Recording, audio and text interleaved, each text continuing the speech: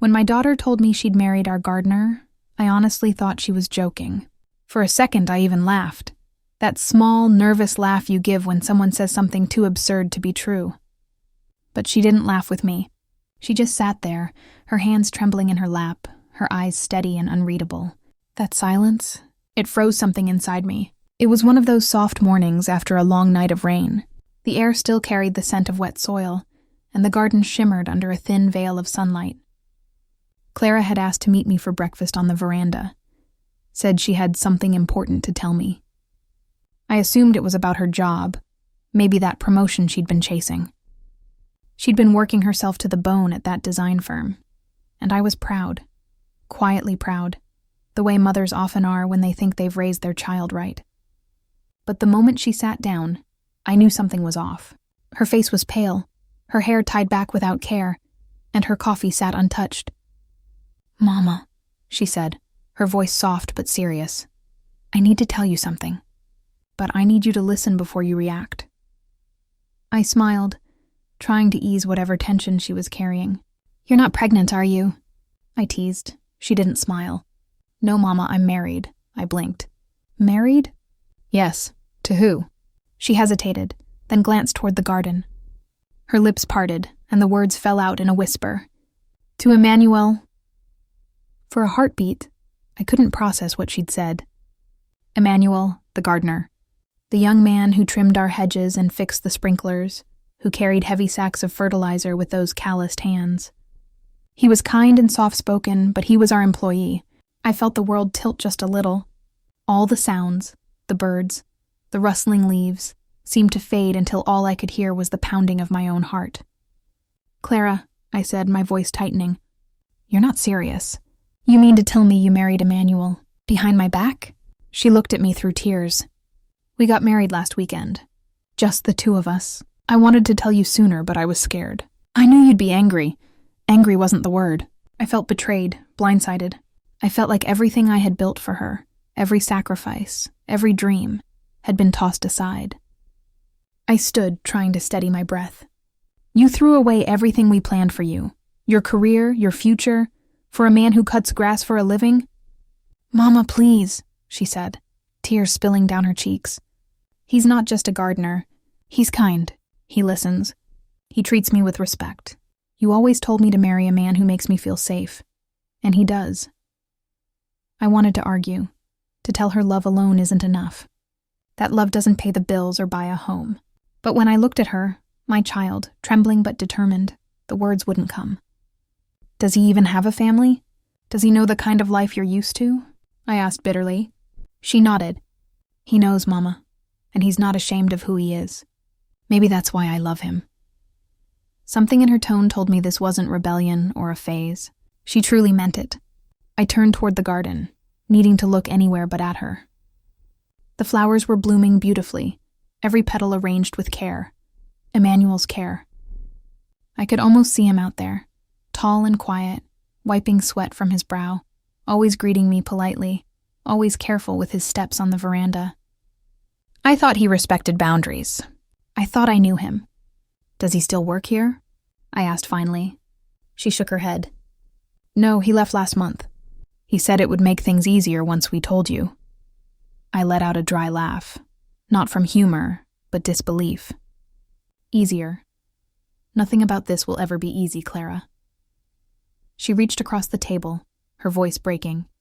"Mama, I need you to understand. I love him." And I could hear the truth in her voice. That scared me more than anything.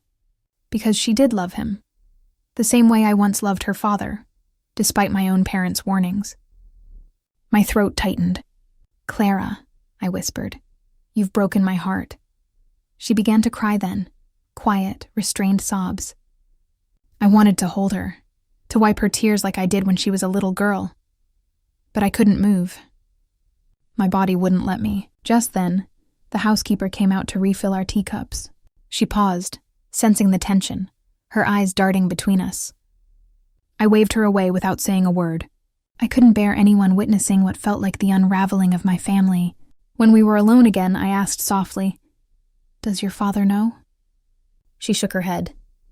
"I wanted to tell him after you. I thought maybe you'd help me explain." A bitter laugh escaped me. You expect me to help you tell your father you secretly married the gardener? Her lips trembled. I'm not asking for permission, Mama. I'm asking for your blessing. It's already done. Those 3 words, already done, hit like a knife. The finality of them, the realization that she had made this decision, lived this secret, all while sitting at my table, eating the food I prepared, smiling like everything was normal. I looked at her then, not as my daughter, but as a grown woman who had chosen her path. And that realization hurt more than any betrayal. I can't do this right now, I said, my voice trembling. I need time. Mama, please. Go home, Clara. My tone was firm now, though my heart ached with every word. Just go. She stood slowly, clutching her purse. Her eyes were swollen from crying. She paused at the top of the garden steps and looked back at me. He makes me happy, she whispered. I thought that would be enough. Then she turned and left. I stayed there, frozen, staring out at the garden. The air smelled of damp earth and jasmine. Every plant, every flower, carried Emmanuel's touch. The garden that once brought me peace now felt like a stranger's memory, familiar, but hollow. And as the sunlight filtered through the leaves, I whispered to myself, she's my daughter, my only child. How do I forgive her for this? Before everything changed, our life felt simple, predictable, and warm. Clara and I had a rhythm, an unspoken understanding that made our days glide by easily. Every morning, I'd rise before the sun, make coffee the way my late husband liked it. 2 spoons of sugar, 1 of powdered milk, even though it had been years since he passed. Habits, I suppose, are a way of keeping ghosts alive. Clara would wake later, usually rushing through breakfast, her hair still damp from the shower, always in a hurry to make it to her office downtown. You work too hard, I used to tell her, watching her pack her laptop and papers. You'll burn out before you're 30.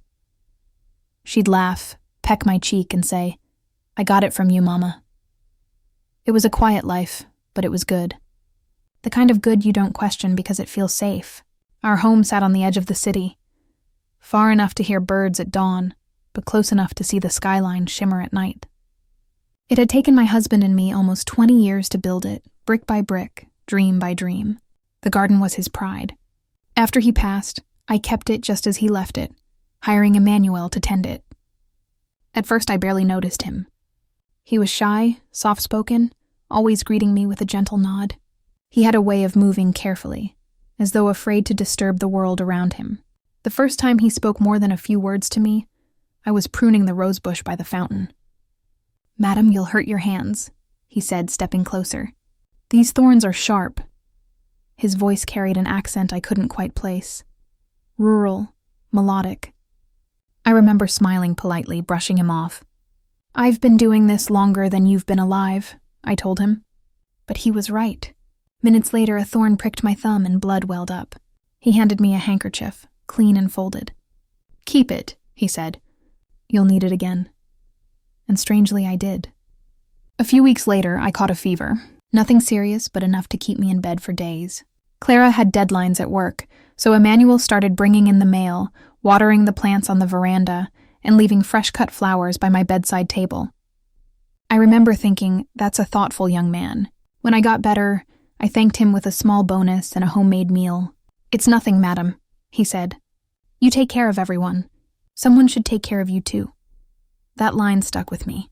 I told Clara about it one evening while we were cooking dinner. She laughed softly. That's sweet. Emmanuel's always so polite. The girls at work would die for a guy like that. I didn't think much of it then. We had guests coming over that weekend, old friends of my husband's, and I was too busy cleaning and planning. But I noticed something new in the days that followed. Clara started spending more time outside. At first, I thought she was helping me keep an eye on the garden. She'd bring Emmanuel lemonade, sometimes chat with him while he worked. I even teased her once, saying, Careful, he might put you to work planting cabbages. She rolled her eyes. I just like the garden, Mama, it's peaceful. And it was. The scent of jasmine, the sound of the fountain, the soft buzz of bees around the lavender. It was easy to lose track of time out there. Maybe that's what happened. Maybe she found something in the garden that she didn't find anywhere else. Back then, though, I didn't see it. To me, Emmanuel was just another employee. Reliable, quiet, hardworking. Someone I could trust to keep the garden as my husband had left it. On Sundays, Clara and I had our little rituals. Pancakes with too much syrup, the newspaper spread across the table, and the old radio humming gospel tunes in the background. Sometimes she'd rest her head on my shoulder and sigh. "You know, Mama," she'd say, "I don't think I'll ever find someone who loves me the way you and Dad loved each other." I used to smile at that. Love finds you when you least expect it, my darling. But when it does, make sure it builds you, not breaks you. If only I had known how those words would echo back at me later. We had everything I thought we needed, a good home, a good life, and each other. Emmanuel was just part of the background then, someone who came and went quietly, with his sunburned skin and kind eyes. The garden flourished under his care. Roses bloomed brighter, the grass grew softer underfoot, and the house seemed more alive because of it. I took pride in that garden. It was the heart of our home. Every birthday, every family photo, every Sunday brunch happened there, and Emmanuel was always somewhere in the frame, watering plants, sweeping leaves, never drawing attention. But life has a strange way of planting seeds you don't notice until they start to grow. Looking back, there were small things, subtle shifts, that I ignored. The way Clara started asking about his schedule, the extra pitcher of lemonade she made, the small laughter drifting through the open windows when they spoke. I thought it was innocent. I thought she was being kind. She was always kind. And I told myself, that's just Clara, friendly with everyone. The truth is, I didn't want to imagine anything else. I was too busy holding on to the picture of the life I believed we had. It was a peaceful chapter, and I wanted it to stay that way. Before the storm, there's always that stillness, that quiet before the air changes. I didn't see it then, but I feel it now when I think back. How the days felt just a little too calm, the nights just a little too quiet.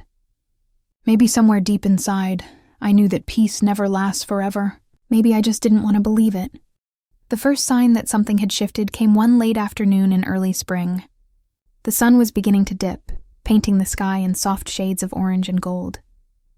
I was sitting by the living room window, mending one of Clara's old blouses, when I noticed her out in the garden. She was laughing, really laughing, the kind of laugh I hadn't heard from her in years. Emmanuel stood beside her, watering the ferns near the fence, and she was saying something that made him smile. Not his usual polite smile, but a real one, wide, genuine, like two people sharing a private joke. I remember pausing, needle in hand, watching them through the glass. It wasn't that anything inappropriate was happening, but there was a closeness in the air that I couldn't explain. It was in the way she tilted her head when he spoke, the way he looked at her when she laughed. I told myself I was imagining it. I'd been alone too long, maybe reading too much into things. Still, something in me stirred, a quiet unease I couldn't shake. That evening, over dinner, I asked casually, "You've been spending quite a bit of time outside lately.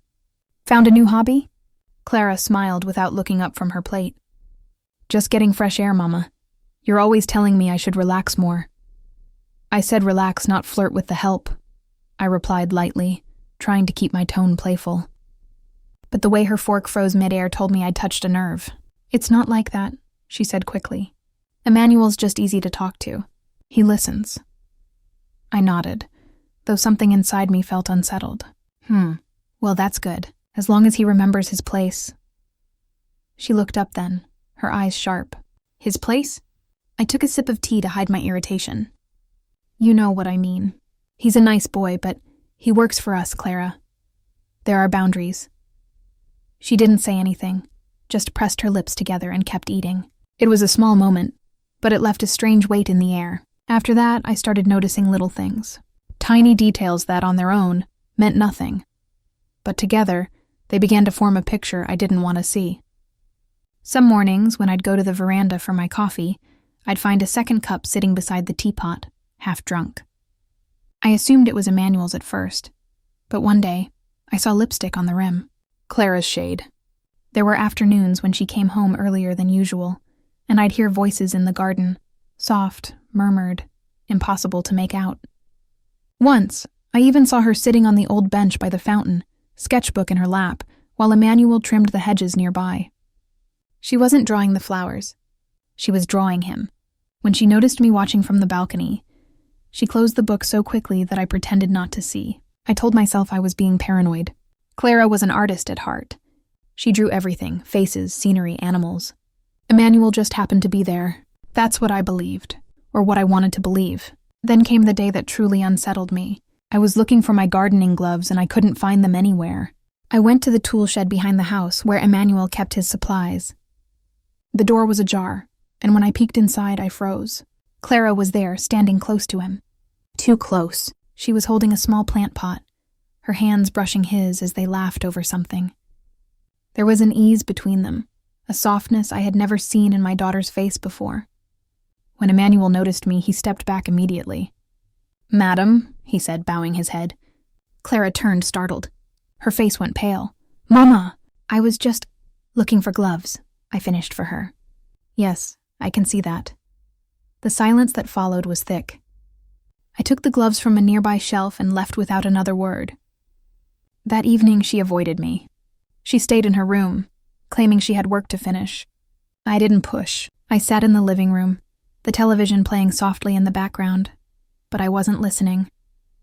My mind kept replaying what I'd seen. Their closeness, their laughter, the way they both froze when I appeared. I lay awake that night, staring at the ceiling, trying to make sense of it all.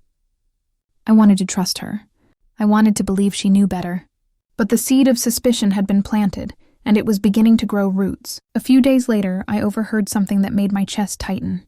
I'd gone to the garden early to cut flowers for the altar. I heard voices near the shed, hers and his. They didn't see me. "You shouldn't be here," Emmanuel was saying softly. "Your mother will be angry." Clara's voice trembled. "I don't care. I just wanted to see you."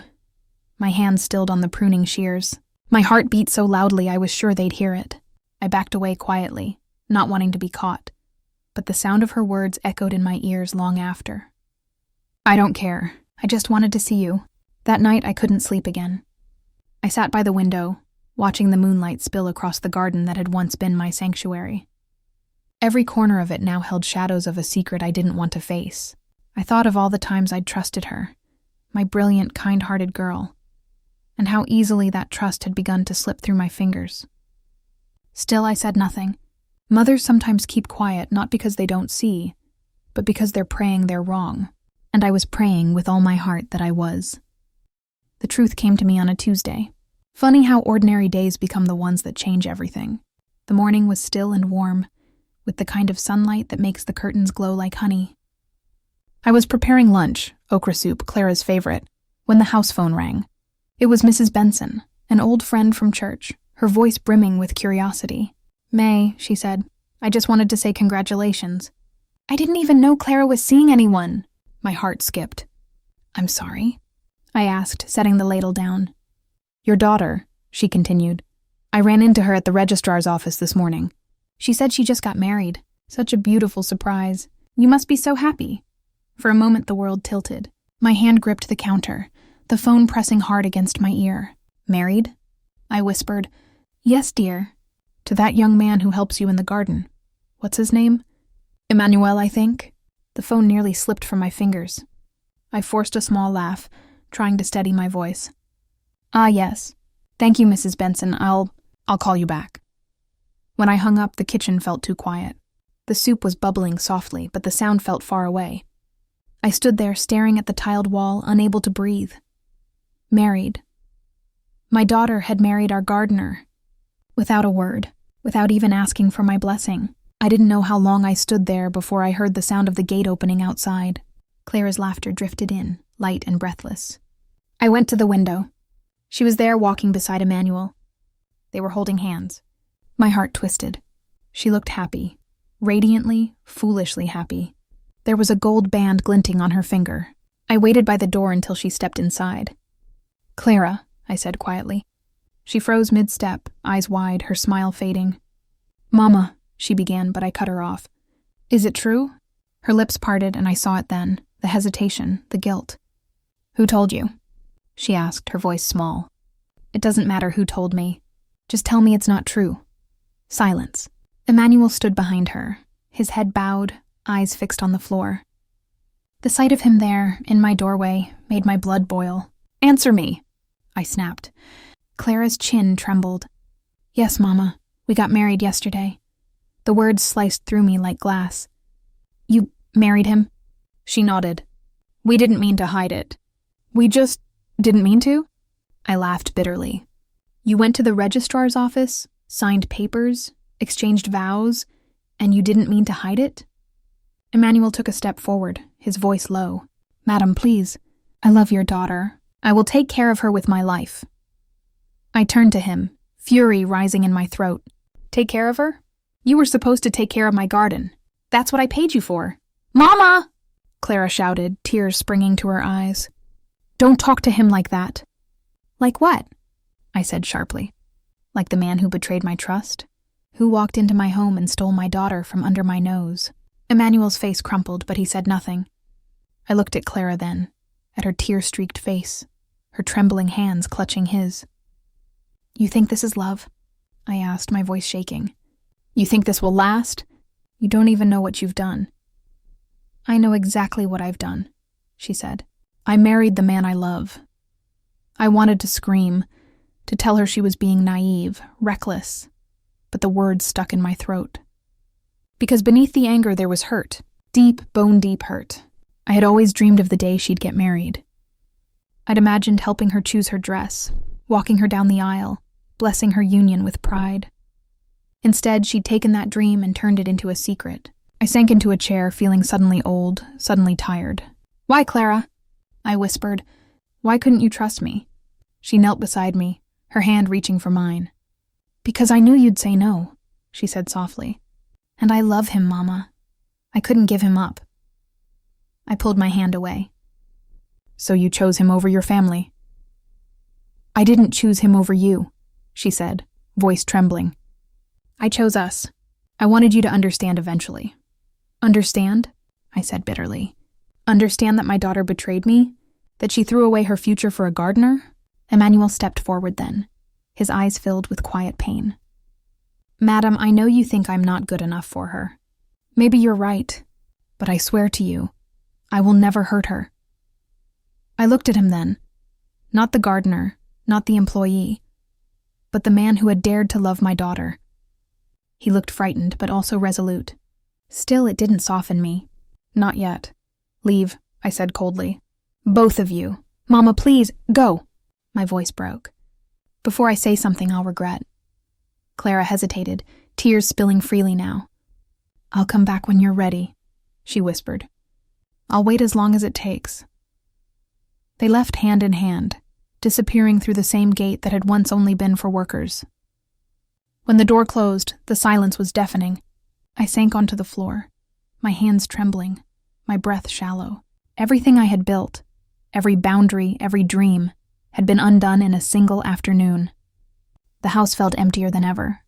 The garden outside, once my pride, now felt like a wound. I sat there until the light faded and the soup on the stove burned, and in the stillness of that dark kitchen, I realized something that broke me even more. I wasn't just angry at her. I was angry at myself, for not seeing it sooner, for raising a daughter who could look me in the eye and keep such a secret, for loving her so much that even in betrayal, my heart refused to let go. That night I didn't sleep. I sat in the living room with the lights off, the clock ticking too loudly in the silence. Every tick was a reminder of how life moves on, even when your heart feels frozen. I kept replaying Clara's words, her trembling voice saying, "I married the man I love." Love. That word had built and broken generations in our family. My mother used to say, "Love without respect is just a fire, bright for a while, but it burns everything if you're not careful." And now here was my daughter, walking straight into the flames. The next morning I went to the garden. It looked the same as always, roses blooming, the air sweet with dew, but it felt different. The soil beneath my feet felt like betrayal. Every petal, every leaf whispered their names. I stood by the fountain where she had once laughed with him, and I realized I couldn't bear to see it anymore. I called Emmanuel's number from the contact book I kept in the kitchen. When he answered, his voice was cautious. "Madam? You don't work here anymore," I said, my tone flat. "I'll send you your last payment by the end of the week." Don't come back." There was a pause. "Yes, madam," he said quietly. No excuses, no plea, just acceptance. That somehow made it worse. When I hung up, I sat on the veranda, my heart heavy. I told myself I'd done the right thing, that I had to take control before the gossip started. But deep down, I knew control was the one thing I no longer had. Days turned into weeks. Clara didn't come home. She sent messages at first, short, polite ones. "I hope you're eating well, Mama. We're fine. I love you." I didn't reply. Not because I didn't want to, but because every word from her reopened the wound. I busied myself with chores that didn't need doing, rearranged the pantry, polished the old silverware. Anything to keep my mind from wandering to the truth. That my only child was out there, married to a man I couldn't accept. One Sunday after church, Mrs. Benson approached me again. "May, dear," she said softly. "I saw Clara at the market yesterday. She looks happy. They both do." I forced a smile. "Good for them. You haven't spoken?" she asked. "Not yet." "You should, my dear. Pride is a heavy burden to carry." I didn't answer her, but her words followed me home like a shadow. That evening, I found myself standing outside Clara's old room. It was just as she'd left it. Her books stacked neatly, her perfume still faint in the air. I sat on her bed and picked up the framed photo on her nightstand. It was the three of us, me, her, and my husband, standing by the garden gate. Emmanuel was in the background, barely visible, trimming the hedges. How strange that the man blurred into the background would become the center of our lives. I broke down then. All the anger I'd been holding cracked open, and grief spilled out. I missed her laugh, her footsteps, the sound of her humming while she cooked. The house without her felt like a shell, empty, echoing. A few days later, I decided to visit her. Not to reconcile, not yet, but to see her, to make sure she was safe. I told myself I'd go just once. I found their address easily enough. It was in a small part of town, near the old railway. A modest home with chipped paint and potted plants on the porch. I stood outside for a long time before knocking. Clara opened the door. For a moment, neither of us spoke. She looked thinner, her hair tied back, her eyes soft with surprise. "Mama," she whispered. "You came." I nodded. "Can I come in?" She stepped aside quickly. The house was simple but clean. There were 2 cups on the table, a half-finished meal, and the faint smell of soap and onions. Emmanuel appeared from the kitchen, his hands still wet. He froze when he saw me. "Good afternoon, madam," he said respectfully. I looked at him for a moment, then at Clara. "May I sit?" She nodded and brought a chair. The silence was heavy. Finally I said, "I just wanted to see you, to make sure you're all right." Clara reached for my hand, tentative, hopeful. "We're okay, Mama. We're trying." I looked around the room, the old curtains, the mismatched chairs, and my throat tightened. "You left everything behind for this?" She met my eyes. "I didn't leave everything, Mama. I still have you." For a second, my heart softened. But then I remembered how it felt to find out from someone else. "Do you know how humiliated I was?" I said quietly. "To hear about your marriage from a stranger? Do you know what that felt like?" Tears welled in her eyes. "I'm sorry. I didn't mean to hurt you. I was scared." "Scared of your own mother?" My voice trembled. "After everything I've done for you?" Emmanuel spoke then, his voice steady but respectful. "Madam, it was my fault too. I told her to wait, but she was afraid you'd never give us a chance." I turned to him, the anger flaring again. "And what right did you have to encourage her?" "The right to love her," he said simply. His honesty stung. He wasn't trying to win me over. He was just telling the truth, and somehow that made it harder to hate him. I stood abruptly. "I should go." Clara rose too, panic flashing across her face. "Please don't leave angry, Mama." I looked at her, my stubborn, beautiful girl, and said, "I'm not angry, Clara. I'm just disappointed." I walked out before she could stop me, but as I reached the gate, I heard her voice break behind me. "I love you, Mama." I didn't turn around. Not because I didn't want to, but because if I had, I would have gone back inside. And I wasn't ready for that. Not yet. By the time summer came, everyone knew. Word travels fast in this town, faster than reason, faster than forgiveness. You could almost hear it in the way neighbors greeted me. too kindly, too carefully. Their smiles lingered a little too long, their eyes searching my face for cracks. I became the mother whose daughter married the gardener. It wasn't said aloud, but it was there in the whispers at church, in the lowered voices at the market. "Such a shame," they'd murmur when they thought I couldn't hear. All that education, all that upbringing, for what? I told myself I didn't care, that I would walk through the stairs with my head held high. But pride is heavy, and silence is its cruel companion. One Sunday after service, Pastor Ruth asked to see me. She closed the office door and gave me that soft, knowing look she reserved for broken souls. "May," she said gently, "I know you're hurting, but you can't carry this bitterness forever." "Bitterness?" I said, forcing a laugh. "I'm not bitter. I'm disappointed, yes, but I've accepted it." She shook her head. "You haven't. You're still fighting ghosts, child. Sometimes God humbles us not to punish us, but to teach us grace." I looked away, swallowing hard. "Grace feels easy when it's not your child," I whispered. She didn't argue, just placed her hand over mine and prayed quietly. I didn't say amen. When I got home that evening, the phone rang again. This time it was my cousin Lydia. Her voice brimming with gossip she pretended was concern. "May, have you seen Clara lately? I heard they're expecting." My hand tightened around the receiver. "Expecting what?" I asked, though I already knew. "A baby." "Oh, May, that's wonderful, isn't it?" My mouth went dry. "Yes," I said faintly. "Wonderful." After I hung up, I sat there in silence. A grandmother. I was going to be a grandmother. And yet all I felt was a deep ache, a longing for the way things used to be. I didn't call Clara, but 2 days later she called me. Her voice was hesitant. "Mama, I didn't want you to hear it from someone else. I'm pregnant." I closed my eyes. "I know. I'm sorry I didn't tell you sooner." "When were you planning to tell me?" "When I thought you might want to hear it." Her words pierced me. I wanted to say I did want to hear it, that I'd been waiting, that I missed her, but pride sealed my lips. "Take care of yourself," was all I managed before hanging up. After that call, I found myself standing at the edge of the garden again. Emmanuel's touch was still visible everywhere. The even rows, the lush leaves, the vines climbing the old fence. I realized then how much I'd tried to erase him, but couldn't. His work lived in the very soil of my home. The weeks passed, and as her due date neared, I heard more whispers. Some sympathetic, some cruel.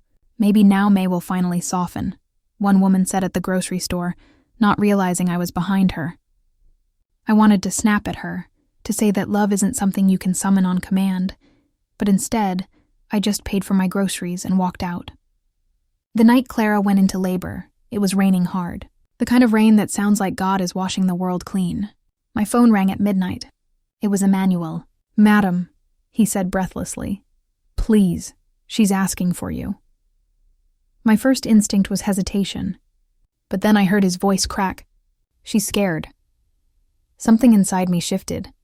I grabbed my coat and keys before I could talk myself out of it. The hospital was small, with flickering lights and the smell of antiseptic hanging heavy in the air. I found Emmanuel pacing in the corridor, soaked from the rain. He looked up when he saw me, surprised but relieved. "Thank you for coming," he said. I didn't answer, just nodded and followed him. When I entered her room, Clara looked up at me through tears and exhaustion. "Mama," she whispered, voice trembling. I went to her side and took her hand. It was cold, shaking. "I'm here," I said quietly. "Just breathe." Hours passed, and then I heard the cry, the fragile, perfect sound of new life. The nurse placed the baby in Clara's arms, and for the first time in months, I saw her truly smile. It was the same smile she had when she was little, when she'd run barefoot through this very garden. She looked at me then and said softly, "Mama, meet your granddaughter." I reached out, my fingers trembling, and touched the baby's tiny hand. Her skin was warm, soft as hope. Something inside me cracked open. All the anger, the pride, the hurt, it began to melt. Tears filled my eyes, spilling freely down my cheeks. I didn't care who saw. "She's beautiful," I whispered. Emmanuel stood nearby, silent, watching us. There was no triumph in his eyes, only gratitude. And in that moment, I understood what Pastor Ruth meant about grace. Sometimes God doesn't give us what we want. He gives us what we need. even when it comes wrapped in heartbreak. As dawn broke outside, I held my granddaughter in my arms. Her tiny fingers curled around mine, anchoring me to something new. I realized I didn't have to understand everything. I just had to love. When I looked up, Clara was watching me, tears streaming down her face. "Does this mean you forgive me?" she asked. I took a deep breath. It means I'm trying. And for the first time in a long while, that felt like enough. I started visiting more often after the baby came. At first, I told myself it was just to help Clara recover, to make sure the child had everything she needed. But deep down, I knew it was more than that. Something about holding that tiny girl softened the hardness I'd built around my heart. Her name was Grace. Clara said she chose it because she wanted to remind us that love, no matter how messy, was still a gift. The first time I heard it, I couldn't speak. Grace. How could one small word hold so much weight? When I visited, Emmanuel was always respectful, quiet, helpful, never overstepping. He'd offer to make tea or help carry groceries from the car. I watched him carefully, looking for the smallest sign of pride or defiance. But all I ever saw was patience, a humility that didn't feel forced. One afternoon, while Clara was putting the baby down for a nap, I found Emmanuel in the yard fixing a broken chair leg. I stood in the doorway watching him work. "You're still handy with your tools," I said softly. He looked up, startled, then smiled faintly. "Old habits, madam. You can stop calling me that," I said. "You're family now." He paused, his eyes widening slightly. "Thank you," he whispered. There was a moment of silence between us, awkward but peaceful. "You've taken good care of my daughter," I said, "and my granddaughter." He lowered his gaze. "They've taken care of me too." Later that evening, Clara joined me on the porch. The air smelled of rain and hibiscus, and the sky was turning pink with sunset. She leaned her head on my shoulder, just like she used to. "I didn't think you'd ever forgive me," she murmured. "I haven't forgotten, Clara," I said quietly, "but I'm learning that forgiveness isn't about forgetting. It's about choosing peace over pain." She smiled, tears in her eyes. "I missed you, Mama." "I missed you too, my girl." We sat in silence for a long time, watching the light fade.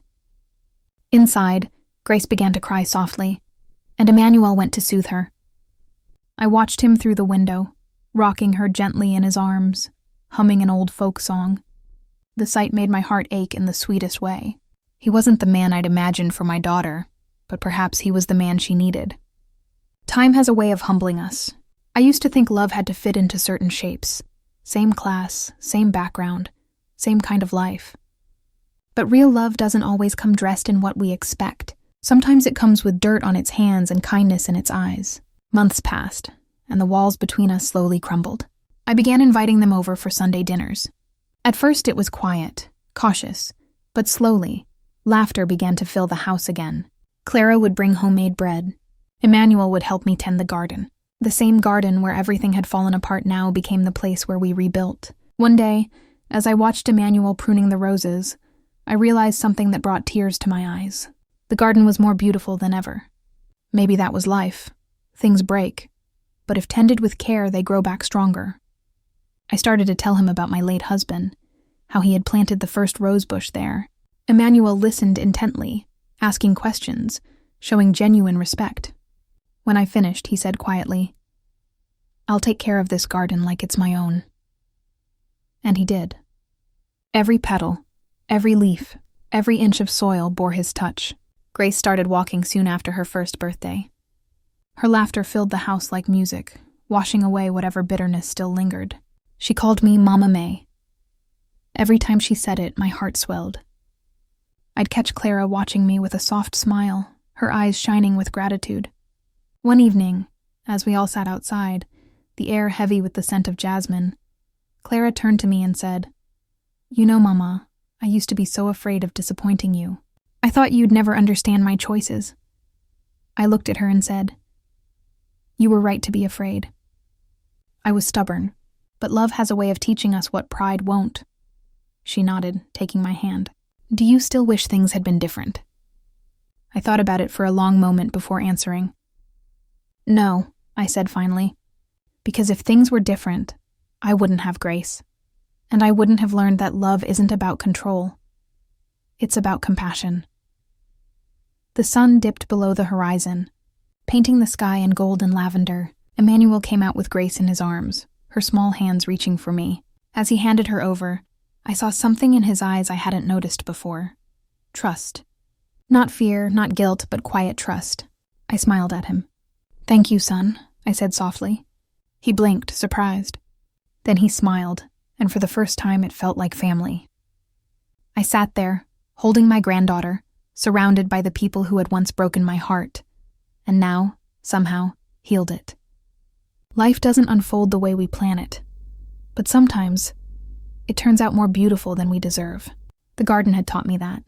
You can't force growth. You can only plant, water, and wait. And when the time is right, even the most wounded soil blooms again. Sometimes when I sit on that old porch in the evenings, I watch the light fade over the garden and listen to Grace's laughter drifting through the air. The same garden that once held my anger and disappointment now blooms with peace. I see Clara chasing her little girl among the roses, Emmanuel trimming the hedges with that gentle patience of his. And I realize this is what healing looks like. Not loud, not sudden, just quiet forgiveness, unfolding like petals after a storm. There was a time I believed forgiveness meant weakness, that if I forgave, I was letting them win. But now I know forgiveness isn't about who wins. It's about who refuses to stay broken. When you hold on to anger, it's like watering weeds. It grows, it spreads, it chokes the beauty from your heart. But when you choose grace, even when it hurts, you make space for life to bloom again. I used to wonder why Clara would choose a man like Emmanuel, why she'd risk everything for love that didn't make sense to me. But life isn't about sense, is it? It's about soul. He may not have had riches or pedigree, but he had loyalty. And sometimes loyalty is worth more than gold. I see how he looks at her now, like she's his whole world. And when he holds Grace, I see a tenderness I never thought I'd witness again. Maybe that's what love really is. Two imperfect people building something beautiful in spite of the odds. So yes, my daughter married our gardener. And for a long time, I thought that meant I'd lost her. But maybe, just maybe, it was how I found myself again. I learned that family isn't about pride or titles. It's about forgiveness, second chances, and the courage to love after being hurt. The other day, as I was pruning the roses, Clara came up behind me and said, "Mama, do you ever wish things had gone differently?" I looked at her, at Emmanuel holding Grace by the steps, and I smiled. "No, my child, because even the most painful roots can still grow something beautiful." The wind blew softly then, carrying the scent of fresh earth and blooming jasmine. I felt peace, real peace, and I thanked God for teaching me that sometimes heartbreak is the soil where grace takes root. Life won't always be fair. People will disappoint you, but if you can keep your heart open, even just a little, love will find its way back in. It always does. So tell me, my dear friends, if your child made a choice that shattered your pride, would you have found it in your heart to forgive?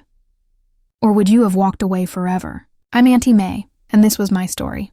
If it touched you, don't forget to share your thoughts in the comments and subscribe for more stories like this. Stories about love, betrayal, and the beautiful mess we call life.